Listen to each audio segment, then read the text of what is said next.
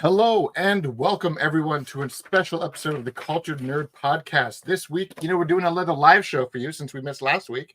This week, we're going to be talking about Superman, which was formerly known as Superman Legacy, but has now been officially rebranded. And with all of that, we're going to talk about the fact that the filming has begun. A couple of new castings were announced, and just a whole lot going on behind the scenes, especially that big reveal of the symbol. So we're going to talk about this film. We're going to talk about what's happening right now. And you know what? Let's stop with the intros and let's just get right to it.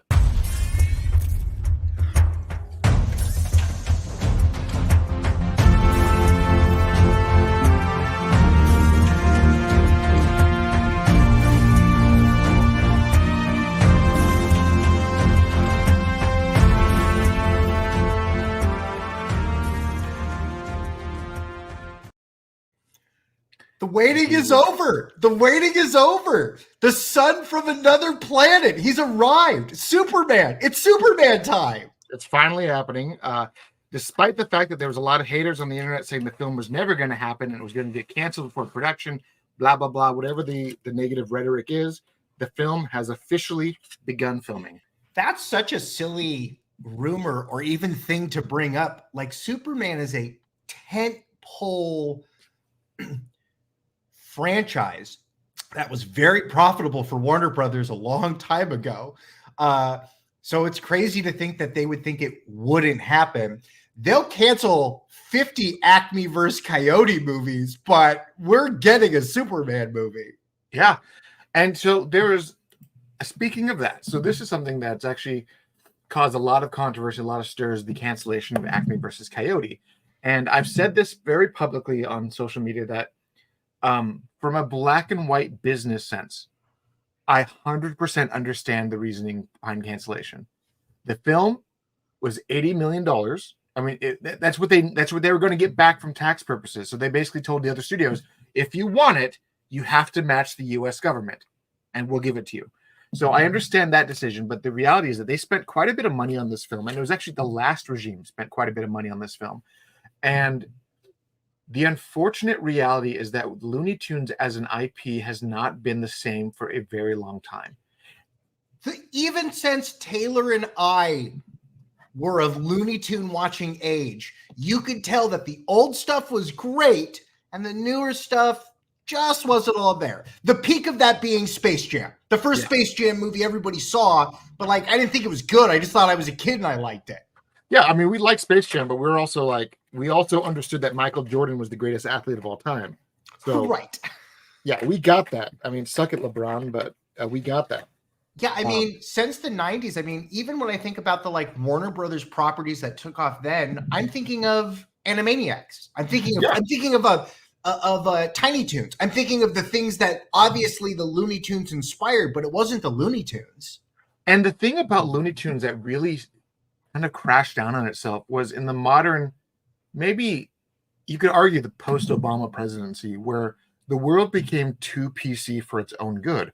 So the old school style of Looney Tunes, which was very offensive to modern audiences, that stuff just went away immediately. And that's the thing, when PC is now getting in the way of humor, I think John Cleese said it the best, where humor is supposed to be offensive so that we can learn to laugh at things.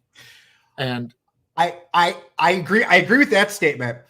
I want to push back on this idea that they became PC, because you're absolutely right. But I think we need to make Looney Tunes. Adult Swim needs to make Looney Tunes.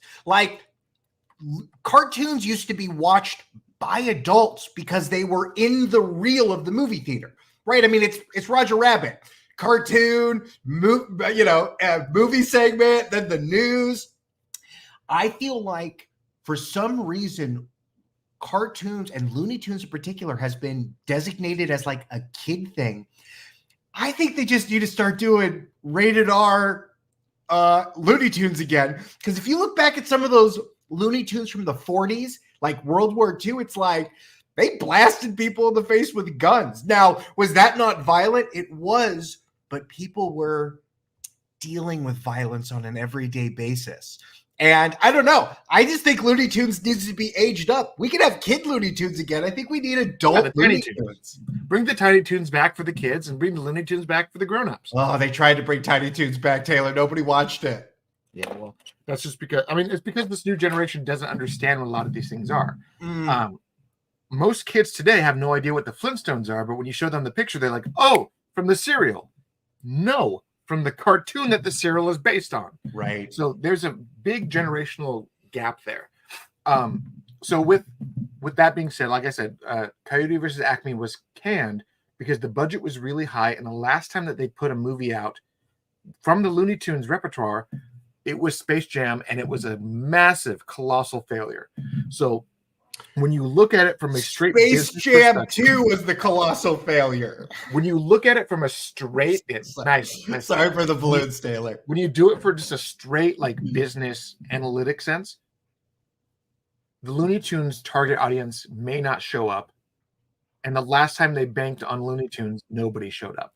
So from a black and white business sense, I can understand why they felt the need to cancel it. And then they tried to ship it around, and then no one wanted it. And then the internet was like, how dare you do this? And there's all these misconstrued ideas of how they tried to ship it around, blah, blah, blah. They're asking for this much. They were asking for what the government was offering. That's the cut and dried, like the black and white. Like, we will give it to anybody who can match the U.S. government. And the U.S. government is a cheapskate. So somebody wants this, just buy it. And nobody wanted it. Do you think that it is because it is bad? Or do you think that it has more to do with nobody wants to invest in Looney Tunes? Netflix doesn't want you to think Looney Tunes is coming back. Disney doesn't want you to think we're investing in Looney Tunes. Possibly. I mean, possibly, because the thing is, if you grab onto something and then it becomes a hit, then you were then stuck with the reality of, I have to continue this or I get bad PR. Case in point, the Snyder Cut. The Warner Brothers said flat out, we're putting this out, but we're not doing a damn thing with it. And they got reamed again and again and again for months, and then eventually everyone got fired and they got bought out. So it's like, the reality is that if you take the project on, you take the baggage with it. And the thing is, this movie was meant to be a court case where Wile E. Coyote was suing the Acme Corporation for all the bad gadgets he got over and then the years. We would see flashbacks to all of him using those gadgets. So this wasn't meant to be a kid's movie. It was meant to be like for that older generation. But you have this majority of people today with the older generation, either I love the Looney Tunes or the Looney Tunes is offensive and I'm going to boycott the Looney Tunes. So who was going to show up? I would have shown up because I fucking love the Looney Tunes. I know, and it's you're right. Maybe that's the problem. I like Looney Tunes too much. But also, when we were watching Looney Tunes, they were making references to comedians from the 30s and 40s, right? Like people, right? They're characters from another era. I wonder if they need to make new Looney Tunes, and like one of the Looney Tunes needs to be a cartoon version of Eddie Murphy. Like, well, that's the thing, is that so every time they try that, it always fails. And I know we're going off on a tangent. We're here to talk about Taylor. Lola Bunny was not a failure. Lola Bunny was a very successful new addition. She's the sexiest of the Looney Tunes. What I'm saying is that, so when they tried that with the Muppets, right? Yeah. The Muppets had the similar issue. When the Muppet movie came out, everyone loved it. They said Jason Segel brought new life to the franchise. They did the sequel, which was it Muppets Most Wanted, I think. It was funny. It had a couple scenes in it that have now become internet immortalized memes. I'm number one. Yeah. You're number two. Then what did they try to do? They tried to put out a new sitcom show. The show was funny as hell, but nobody showed up for it. And then you had the newer show that they put out with the Electric Boogaloo people, whatever their names were. I get the Mayhem people. Oh my god, their name. Electric Mayhem. Electric Mayhem, and that show lasted one season. And the problem with that is that these audiences aren't showing up. The people who love it for nostalgia's sake show up and say, yes, this is fantastic, but it is not part of the cultural zeitgeist anymore. It makes me so sad to hear that, but I think you're right. Like I love all the Muppet stuff, but you're right. There's not a big enough push for more Muppet stuff. I was watching I apologize, I don't remember a YouTube channel. He was coining the term, the like Muppet verse of like all of these movies, and like, yeah, we just don't see Dark Crystals and Labyrinth and these movies like this. And to your point, they tried to bring back Dark Crystal. They spent a shit ton of money on that show. I love that show, but that was show fantastic. Like, it was so good. And it's not done. That show clearly wants more. They ain't gonna revisit that show. Yeah. But I mean, that's just the problem with a lot of things. And that's the point that we're kind of making with all this, is that despite the fact that the cultural zeitgeist has moved on from a lot of these beloved properties, Superman is not one of those things. Superman, to this day, is still one of the most recognized icons on the planet. Doesn't matter if you even know what the character is or what he does. You don't even know his name. You don't know anything about him. He's a reporter. Sure, maybe you don't know any of that stuff, but you see the icon, you see the symbol, Superman. Doesn't matter what language you're on. You can find random people in like the middle of the Middle East or the desert or in Africa or whatever you want, in the most secluded places, maybe even like the bush, the jungles of the Amazon, and you'll find someone like Superman, because they recognize that symbol. Well, they get it on the knockoff T-shirts that the missionaries bring by. Yeah. So it's such a unique thing that when people are trying to say that, oh, this movie was going to die before it got made, it's laughable, because the reason why Man of Steel wasn't a hit was because it was dark. And that's the truth, because I loved it. I saw it multiple times in theaters, but I also understand that there were a lot of people at the time who did not like the controversial ending. And a lot of people did not bring their kids to see that movie because it was too heavy-handed of a conversation to have with kids. See, and I think this is an interesting point. Even before you start showing me pictures and all that stuff, you know, James Gunn cut his teeth on Marvel, which had kind of a family stint, but I would say his movies are a little bit more on the adult side. Always has been. They're going to make this new movie, and it's going to be for a very general audience.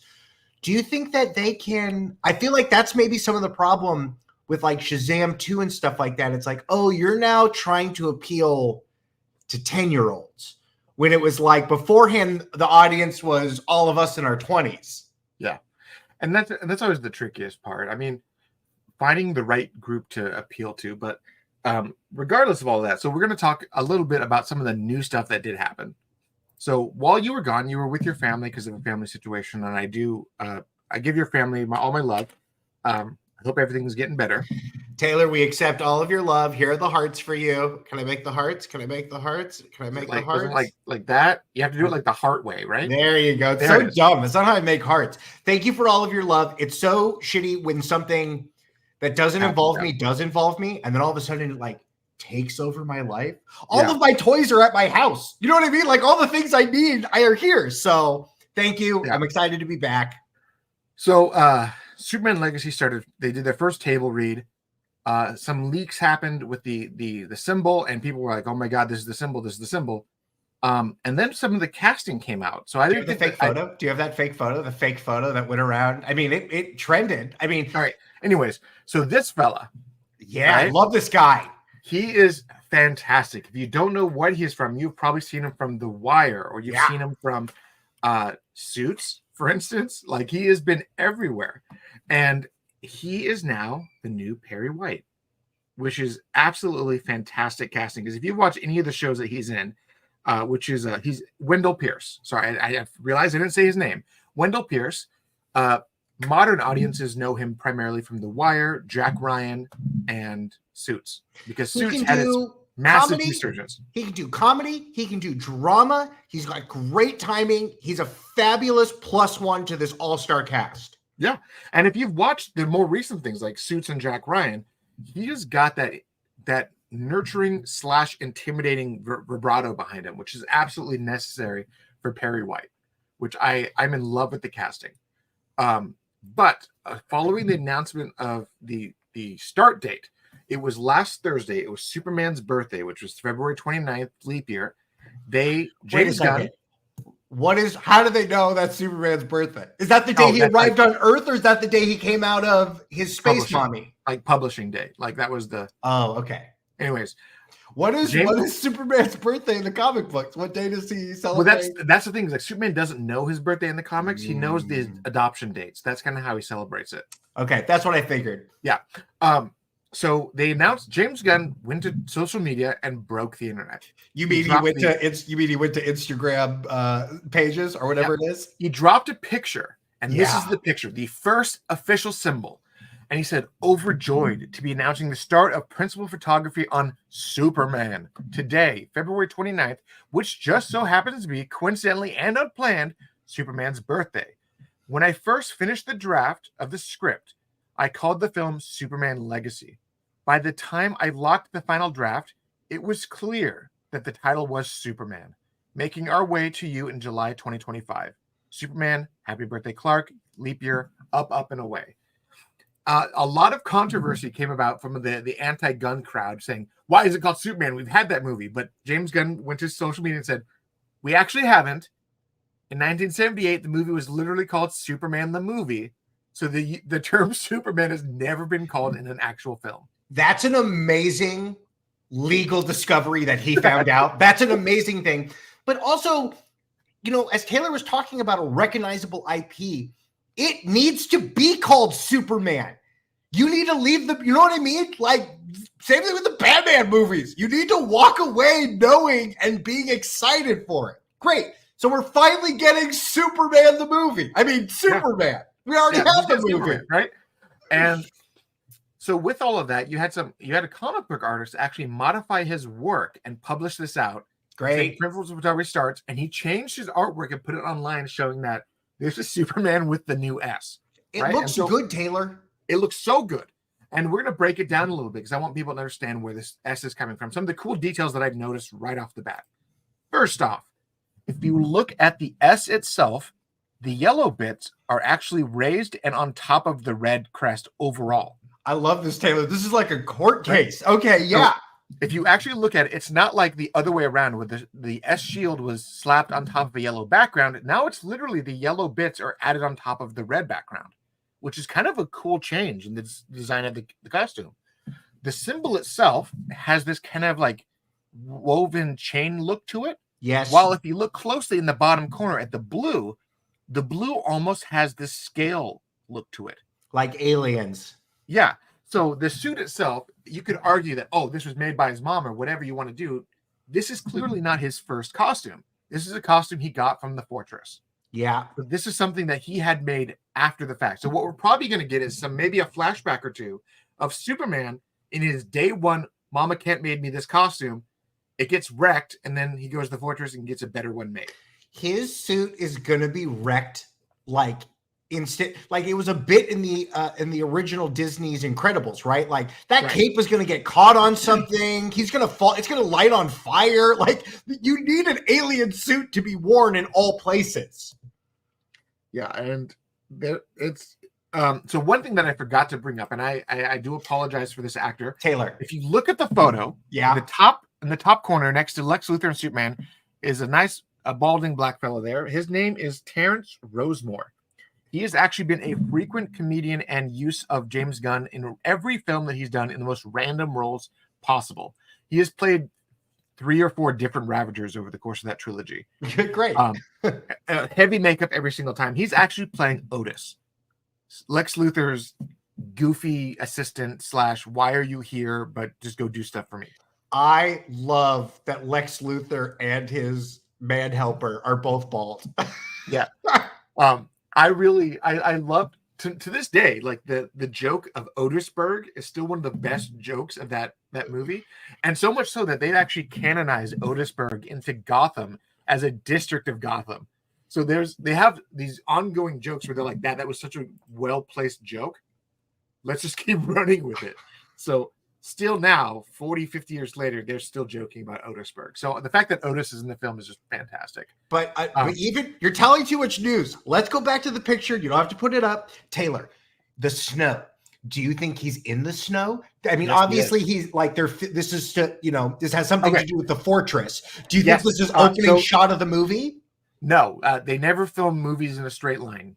That's the one thing that people need to understand is that most of the time when you film a movie, you're filming the third or fourth act first because you want to have the continuity line up to where the actors look same way that they did in the beginning and the end of the film. So they try to film those simultaneously so that you don't have like for instance, Star Wars Episode 1 took, what was it, like 5 or 6 years, maybe longer to film.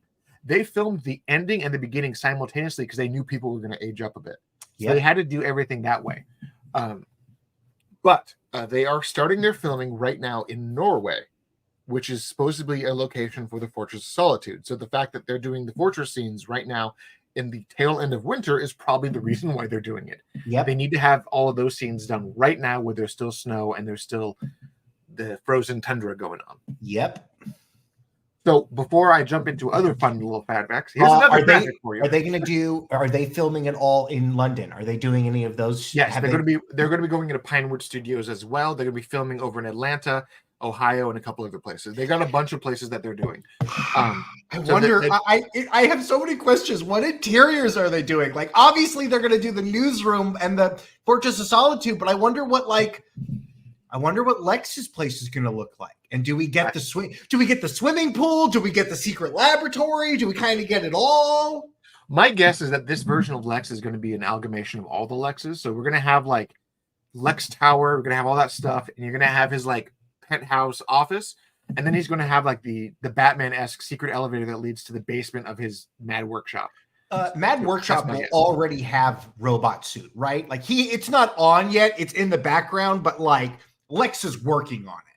You know that Lex has got some shit going on, and the moment, and since this is Superman in like his 3rd or 4th year, he's probably got like, I want to build something to kill this guy. So you're probably gonna have him walk through a hallway of all this shit that has failed to kill Superman. As he's going through, like, this one sucked, let's go to the next one. I was about to say, like, yeah, does he, like, in Spider-Man, is there, like, a spider slayer? Like, right, here's a giant robot, here's Metallo 1.0 that looks like Terminator 2, and it's just an arm and a chip. Yeah, like, maybe, like, half of a Metallo skeleton with, like, a kryptonite heart, and he's like, I just need a damn brain to get this thing working. There's something, like, foreshadowing like that, right? But before we jump into that, I want to talk about this symbol itself, because obviously the symbol is the Kingdom Come symbol, but there are some big alterations to it. So we're going to talk about those alterations. Initially, here is the top of the picture. This is the Flesher Superman serials. So you can tell from the symbol that pictured, Superman's crest has a yellow outline for the first time in live action. So that is a pretty cool detail and a massive throwback to that original Superman costume and that original Superman animated feature. It's obviously got the color scheme of the new Superman, the modern day Superman, but it's clearly using the Superman S from Kingdom Come, which for people who know, Kingdom Come was that Superman, his S was the black because of the death of Lois, and it was his mourning symbol. But he's also used that symbol in another comic, which was Superman and the Authority, which we also know that the Authority are playing a role in this new cinematic universe. So they're kind of mixing all of the traditional Superman looks into the brand new symbol, which is way cool.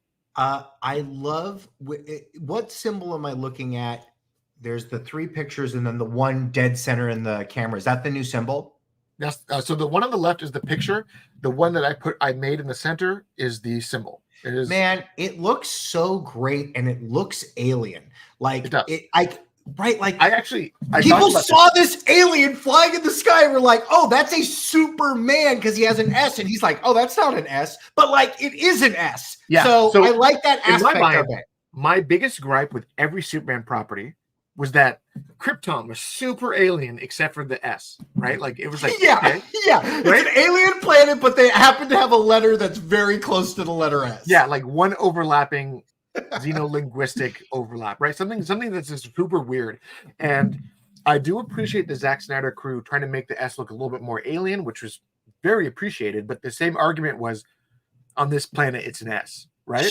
Yeah. So the idea that he's like, what if we went with a symbol that you can say, yeah, I see an S there, but also it's like, but is it an S? It kind of looks like this weird lightning bolt in a way.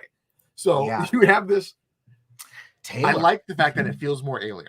Do you think now this is way further down the line, and I think that with the love and attention this movie is getting, I think it will garner the success. That being said, we will be along every tentpole. Do you think James Gunn wants to do Electric Superman? Do you think that's where this is building towards? God, you know how I would love just a brief like cameo of that thing, like Superman gets shocked, splits into the red and blue, and it says no, and goes right back. Like pulls himself back together. Like he's splitting, and they're like he's red on one side, blue on the other, and he's grabbing each other to like pull himself back. Like some sort of like that would be one of the coolest Easter eggs they could do. But it's such a controversial phase of Superman's life that I don't think they would touch it. If they were like, or like, even if we get a moment where like someone references, like, we're not going to talk about that, and then it's just the Spider-Man meme of the two Supermans pointing at each other. Yeah. Wait, it's you. Yeah. Or even if they did like the Daily Planet, there's like a comic strip on the wall where like the tale of two Supermans, and they're just like good Superman, bad Superman, and they're pointing at each other, and he's like, "Oh, that was a phase," and he just like walks by it. Like some Easter egg acknowledging that would be a lot of fun. I'm so excited to hear the things that they're going to tackle, but just saying that like the Fortress of Solitude is there, I wonder if it's going to be like the Guardians of the Galaxy ship, in that in this room I have toys, in this room I have weaponry, in this room is the cloning room, because there's so many different versions of it. I'm so excited to enter into his version of all of these things. That's actually something that I am very excited about as well, because I love the Fortress of Solitude from the comics. I love the idea that the fortress started off as his way of just communing with his father, and then turned into like a zoo of him collecting like all the things that to try to preserve Krypton. Like, I would love them to do something like that. Yo, you think James Gunn will put the weasel in one of those things, and we see him licking the glass, and someone's like, "What's that?" And Superman's like, "I'm not sure, but it has to be in here because children die when it's out on the loose." Maybe that would be funny, but also be a little on the nose and kind of like pointless in a way. Okay. Like, I would be like, yeah, he's supposed to be in a bunch of these projects. It'd be weird to have him there because he would never be seen again. Superman's not letting him escape. So you think we see the star? You think we see the Star aliens? You think we see Star? I would love to see like a cameo of Starro. Like, that would be just fantastic. Like, acknowledging that Starro exists in the DCU, but never going to ever happen. Do we see Tiny Krypton? Do we already have that? I would love to see the Krypton in the bottle, but that would also imply that he has to have had his first interaction with Brainiac. See, and so I think that's what we're going to see. I think that's what all this builds towards: Brainiac on screen. I don't see Brainiac being like an off-screen villain. I see him being like, I don't even see Brainiac being a Superman villain. He is a Justice League event villain.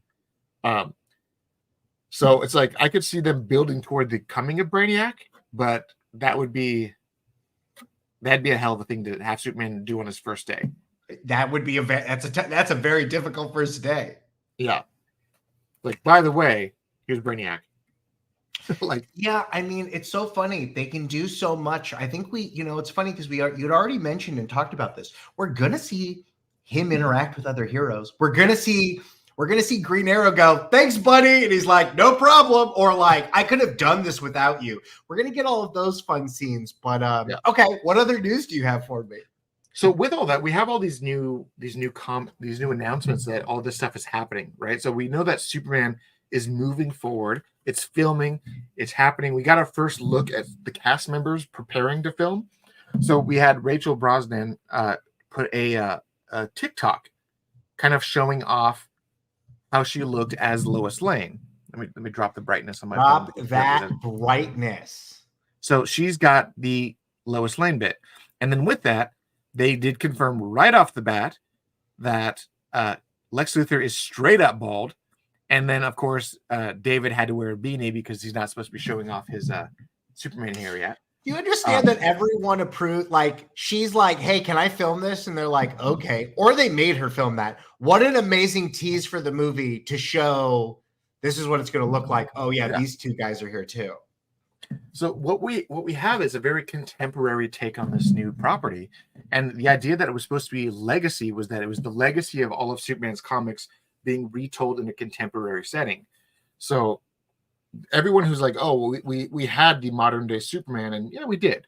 We had it with Man of Steel, but we also had some the last one before Man of Steel. We had Superman Returns, and Superman Returns' biggest gripe was that yes, it was a bit contemporary. It was meant to be contemporary, but it also, they said they wanted to make it timeless, so everyone kind of looked like they were in the 70s, but in a contemporary setting.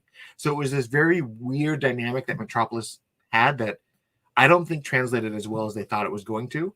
It didn't, Taylor, and I didn't like that movie then, and I haven't revisited it in a long time.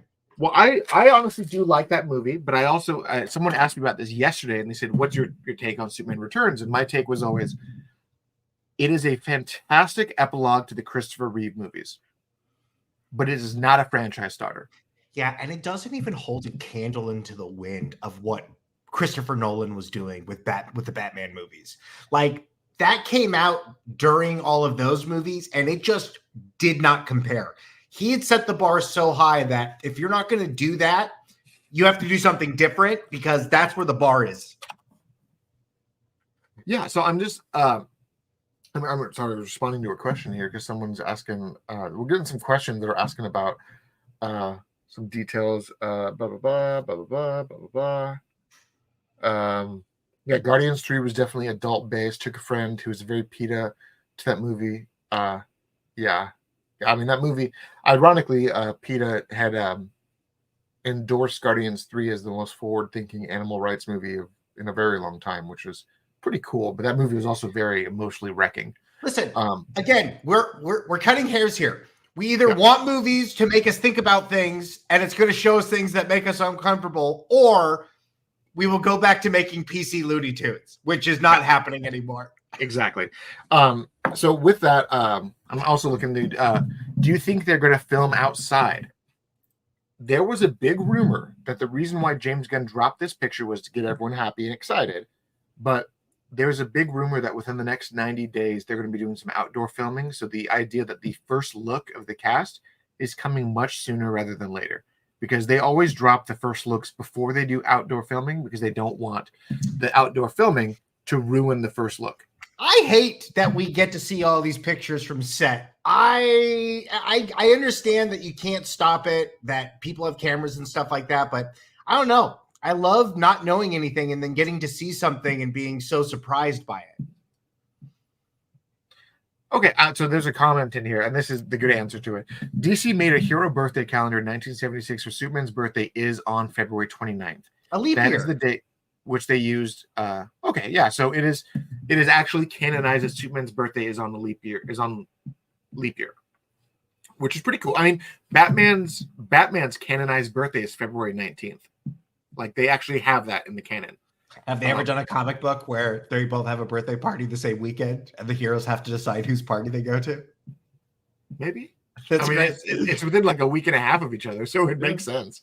Sure. Let's see. Oh, and cool fact. John used it when he started a Superman run in the 80s, and that Superman run is actually a big inspiration for a lot of the modern day Superman stuff, including Man of Steel and now the new Superman movies. That's pretty cool. Thank you, Marvel Man. That's some great information. Another question. The rumors about that people asked James Gunn about Mongol, they think he might be it. So people are saying that the main villain of the movie isn't Lex Luthor, but actually Mongol. Lex Luthor is never the main villain. He's always in the stew making everything terrible for Superman. Lex Luthor has been such a fun villain because when he is used as an actual adversary, the times that he's used the best is when he's almost like the Kingpin, where he's manipulating other threats.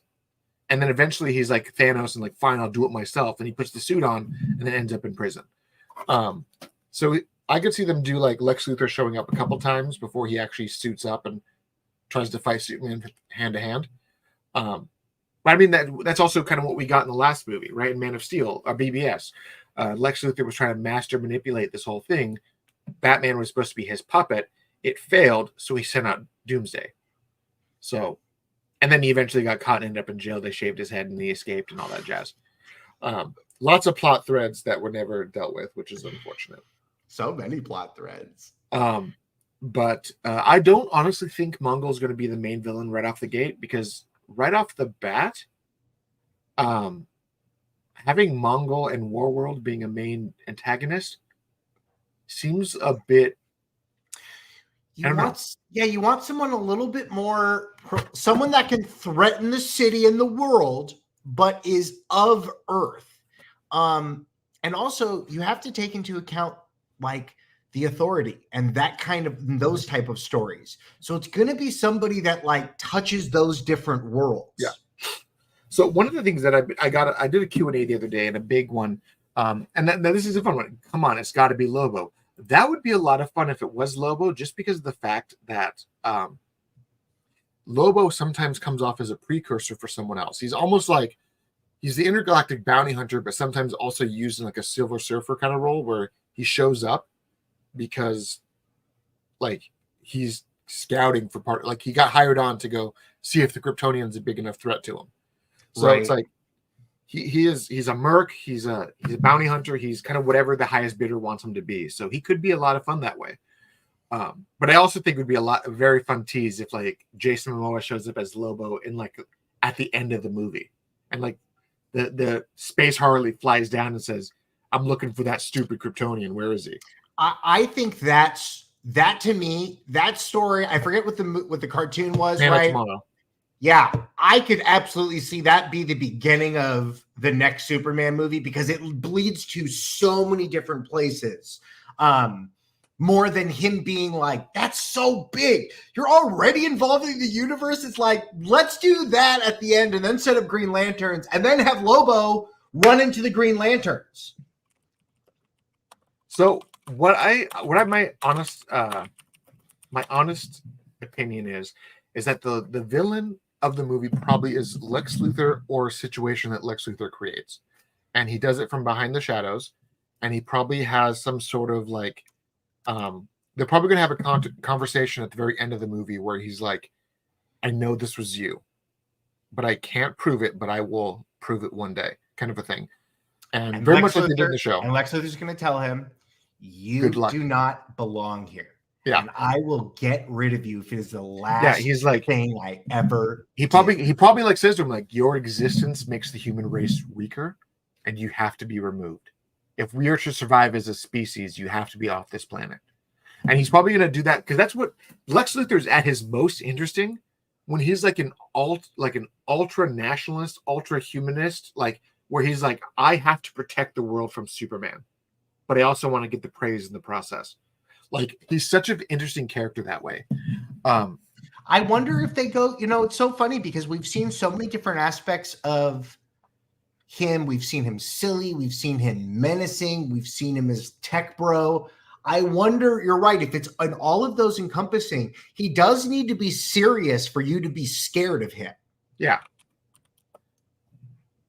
It's, I like that. So what my guess is that, so this came up in a question in one of our Q&As this past week where I had got asked, why do you think they're going to try to modernize Superman, or they're going to try and make it the big Boy Scout Superman? And I said, what I expect from this movie is that you're going to have a modern day Clark Kent who's lived in this world, been raised in this world, and given his age, he's probably going to be raised in the end of the 80s, beginning of the 90s, because that's kind of the age range that they're setting up. And he saw how bad the world can be, and he's choosing to be the big Boy Scout. And his whole thing is that he wants to show the world that big Boy Scout is necessary. So I could see them do that, where it's like we have Superman being kind of challenged by the Authority, right? So, I mean, the Authority, we know they're going to play a role in this film. We know that one of the Authority members are in this film. They're very much like the Watchmen or the other or like the Boys, for instance, right? They're like the end justifies the means kind of thing. They can be willing to crack as many eggs as necessary to save the world. And then Superman is directly challenging that. Like, I am necessary because you people exist. And I could see that being a very necessary story to be told. I wonder then, in a world where Invincible is great, it's very well done. I love that world feels so new to me. People who read the comics were aware of it. But we've now seen a brutal Superman take on a squad. So I wonder how we see the Boy Scout version. He can't rip people apart. He can't laser beam people into the ground. So how does Superman do that? Because I could very well that being a big fight of the movie. I could see a very interesting conversation happen where members of like the Authority are doing something, saving people. And he's like, what about collateral damage? And they're like, we have to focus on the big picture. And he's like, the big picture is saving lives. And that's what the point he tries to make, is that if we're not doing it to preserve life as much as possible, we're doing it wrong. Is there any chance that Superman is the bad guy of this other movie you're talking about? That they like something happens and they're like, yo, we need to take down this Superman fellow. Or Lex Luthor pays them and goes, hey, I'm going to let you know, I think we align here. Let's take down Big Blue. I could see that being a very interesting take, but I don't see the Authority as ever being like the Authority is the Authority, but they're also not like the boys in the sense where they are really bad guys. Like their ideals, their mentality is what makes them an adversary to Superman, but they're not Homelander, right? Like that's the big difference between them is that Midnighter and all those characters and Apollo, they're not like I'm going to kill people because I have to. Or like I've got mommy issues and I do this, but like I could see them having issues with how he's handling things, and then them challenging that handling. But it's going to be very much like how it was in Kingdom Come, for instance, where you had Superman come forward saying this is the way the world has to be saved, and then the newer generation, aka the Authority, are saying no, we're going to do it the messy way because it's the only way that works in this world. Was that the one where Shazam was the bad guy? Shazam was a bad guy because he had joined forces with Lex Luthor because they believed in the new way. Yeah.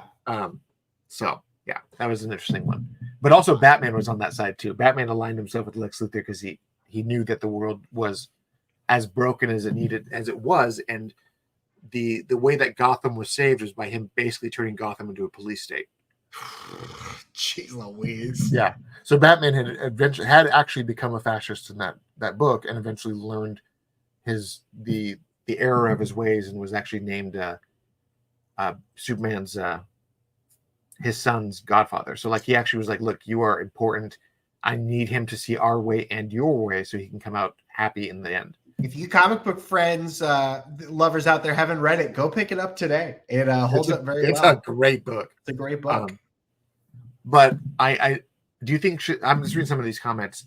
Will Superman wear a trunk? I do think so. Yes, I do think that Superman will have the trunks. I don't think it's going to be like boxer briefs where he's got like just the straight red underwear, but I think it's going to look kind of like trunks where it's got like goes up his thigh a little bit. It's gonna look like that S. It will look like it won't be trunks. I think it'll be a jumpsuit, but there will be a pattern there for sure. No, I fully believe it's going to be trunks. Everything that I've heard is that they've tried multiple versions of the costume with and without trunks, and they've ended up using more versions with trunks. So, wow. There's an artist online that had done a fantastic mock-ups and renderings of what it could look like. Let me find the guy. So his username is @JobHutz, JOBHUTZ. My opinion, and this is just my opinion, this is what he's going to look like. Where it's not quite underwear, but it's kind of like trunks, where they're not like riding up his butt or anything, but they're like little Speedo shorts. Looks fine. Yeah. I don't. But I do fully expect the suit to be. Let me drop the lighting just a little bit more so it comes on camera. I do expect the suit to be a lighter, softer blue, because we've had 2 Supermans in a row on film where the suit was more muted and darker. It so I needs expect to be, it to be baby pretty blue. It's not going to be baby blue, but it's also not going to be navy blue. I feel like it's going to be right in the middle. I think the cape in this picture is too long. But to answer someone's question, I 100% believe he's going to have that yellow S on the back of his cape, because that's just something that has been missing for a very long time. It'll just be that logo, right? The crest, it'll just be the yellow part with all the red around it. Yeah. So I think that they're going to make this costume to be as iconically mixed out of all of them. I like I said in this picture, he's probably going to have the boots that are like the tiered boots where like the. Doesn't he need pants because he needs a place to put a cell phone? Like, doesn't he need a place to like put chapstick? Like, that's what the belt is for. I mean, yeah, and that's then right. I always see all these people like, oh, this is the best version of him with like this. I'm like, what's the point of the belt? Like, yeah. I liked how they did it in Man of Steel, where it was like you had the buckle and you had like the rivets, but I don't expect it to look as alien, because the idea is that his mom made him his first suit, and he's probably going to go to the fortress and say, make me this suit, but better. So he's probably going to take her suit and then like just update it. So it's still homage to what his mom made him, but it's it's not like the armor underwear that his dad gave him and everything. Yeah, Because that's what it was. I mean, we saw in Man of Steel that every one of these Kryptonians wore that bodysuit. It was essentially their underwear under their armor. So it protects them. It's a holy armor. They wear it under their clothes. So it's funny to me that people are like, I hate the trunks. Why does he wear his underwear outside? And I'm like, but did you watch Man of Steel? Because that was literally his underwear he was flying around in. Sure. This is based off a guy that was designed in the late 30s. Like, you know what I mean? He looks like designed to look like the circus strongmen who just wore the belts and the underwear. Like, let the homage stay because it's part of the character and it has existed for that character for almost 100 years. Just let it. If you don't like it, fixate on some other aspect of the film. It's just what's one tiny detail that's probably not going to matter.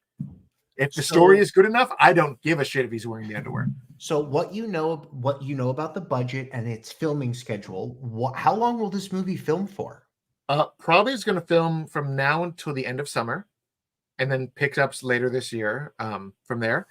But with all of that, so a lot of people are asking some of the new details. A lot of people had rumored that Andy Muschietti was being removed from the Batman, the Brave and the Bold. I've talked to a few people. I'm not going to say who or anything like that, but they had directly asked him and he had confirmed that his next project following Welcome to Derry, which is the It prequel TV series that he's wrapping up for HBO, he will be working on this project full time. So the idea is that he's wrapping up that show at the end of July. So probably August through October, he'll be starting pre-production / let's get casting done. So there's a good chance that we'll have our DCU Batman cast by Thanksgiving. Wow.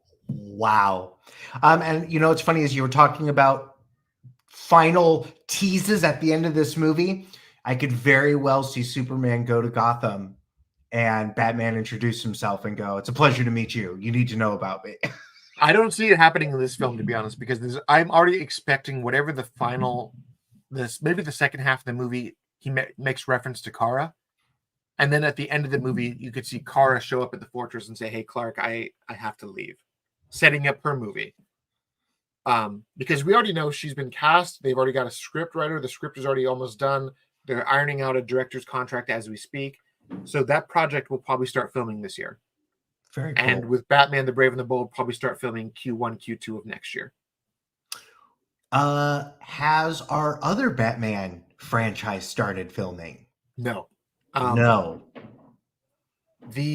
I like this comment here. I think Supes and Bats already know each other. I'm willing to bet money that Supes and Bats already know each other. Yeah, if this is year 4, then absolutely. Yeah, they probably don't agree with each other, but he's probably like, "I hate the Authority, but at least you're not as bad as them." Yeah. But he also kind of sees Batman as what he is. Like, you're the most intellectually superior human on the planet. I don't like your motives because you use fear and I use hope, but sometimes your way does work.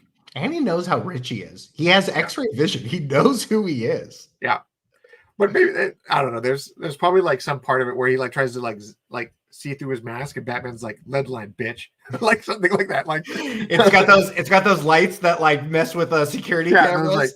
There's like those little LEDs where it just like blinds back. He's like, "Ah!" He's like, "Yeah, I knew you were gonna try." When do we get more of that Batman universe? So the Batman script should be done soon, from what I understand. That they're wrapping up post on the Penguin show. The Penguin show is supposed to be debuting sometime in August or so, sometimes around that period. And once that show starts airing, they're going to segue right into filming for that. So the idea was that they're supposed to start filming like now-ish, but they got delayed again and again because of the strikes, and that the final script was never actually turned in pre-strikes. Now it's got to be redone and ready to go right now. So from my understanding, a lot of the casting was already locked in. A lot of that stuff is going, but things keep changing, and the final script is not due until sometime this month. Okay.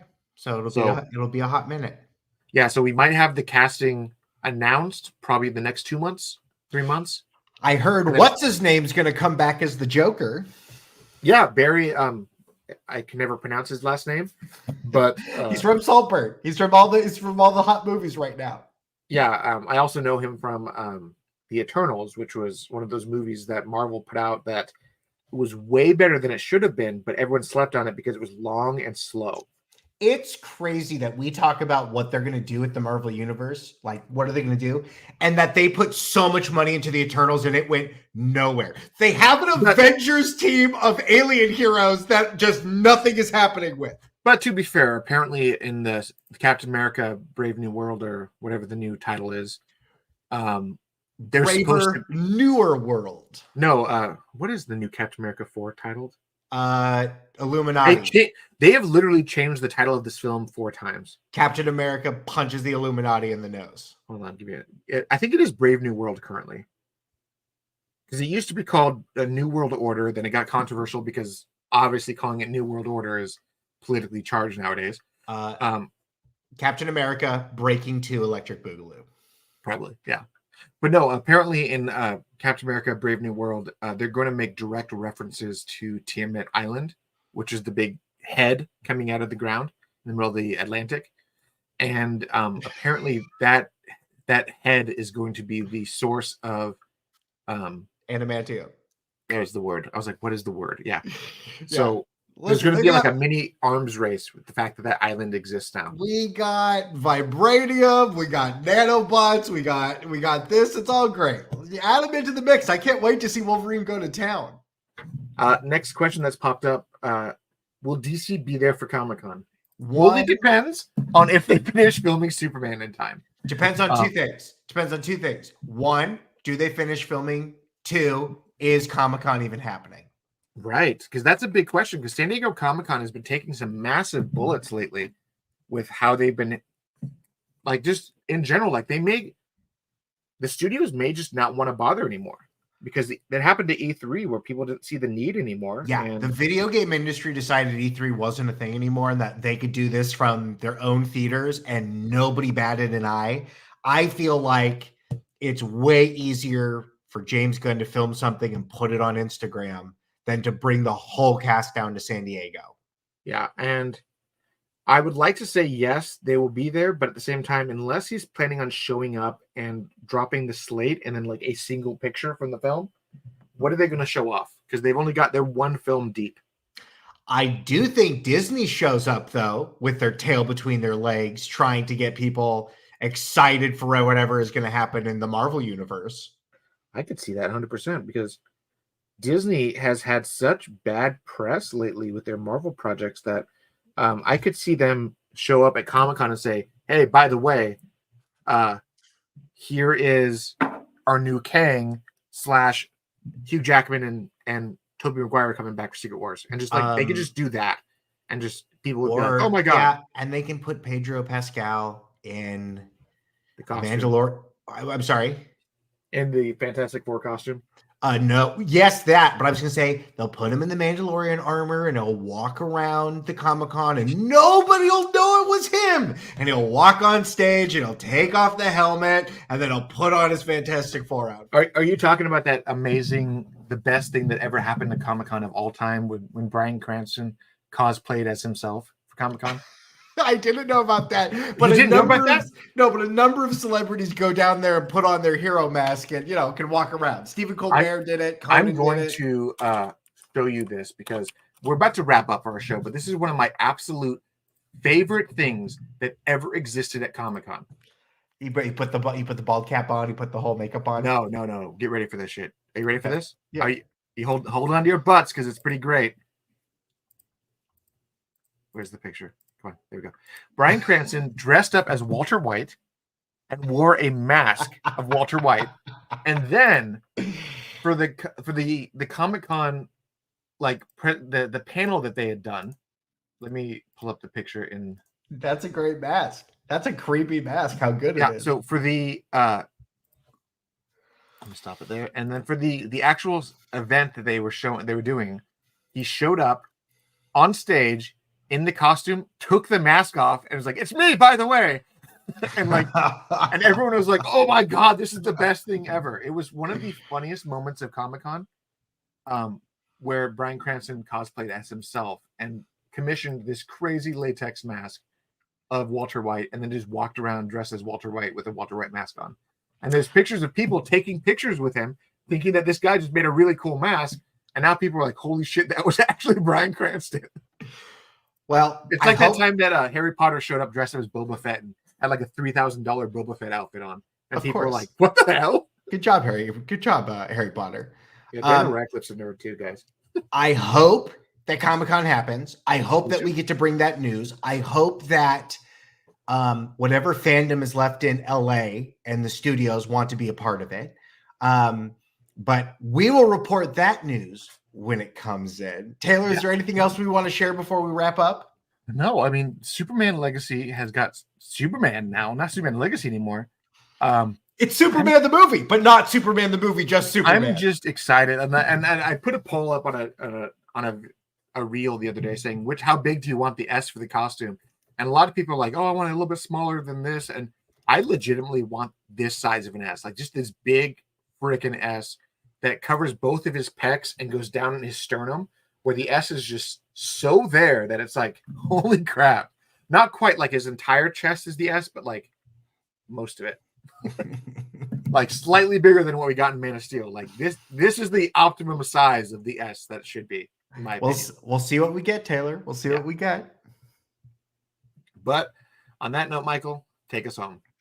Our home is the patreon.com/theculturednerd. If you're not giving us money, that's okay, because we love making this content for you. But if you do have some money to throw our way, please go there. Here's a list of all of our wonderful patrons. Thank you so much for supporting the show. Thank you for allowing us to continue doing all of these wonderful things. Your host has been Taylor Murphy. I've been your co-host, Michael Santel. Our logo was by Jose Navarro, and our intro was by Taylor Murphy and Jay Stu. If you have those cell phones, please like, comment, subscribe, answer all of those things. Question of the day: what do you want to see in Superman? Put it down in the comments below. Taylor loves reading them. I love reading them. Hit us up on the interwebs, and we'll see all you kids and cats next time. And thank you for joining us. I mean, thank you for being as forgiving as you were for the fact that we didn't show up last week, and obviously understanding that Michael had a family crisis. So that does mean a lot to us that we didn't lose a bunch of followers because we didn't put out content. So thank you so much for that, everyone. And we will be here with you next week. And we do have some more interviews that we're planning. So if you want us to keep doing this, throw that in the comments as well. Let us. Oh my God, what is that? Michael, do that again. How did you do that laser show? If you do 2 rock and roll signs, you get a laser show. Good Lord. If you do two of these, then you get confetti. Right. If you do the one, you get the balloons, and then the heart does the heart. And if you do this, you get a rainstorm, or you get one of those. Brrr. Your MacBook is so weird. Anyways, just sorry for the derailing, everyone. Thank you so much for being here, and we'll see y'all next week. Adios, muchachos.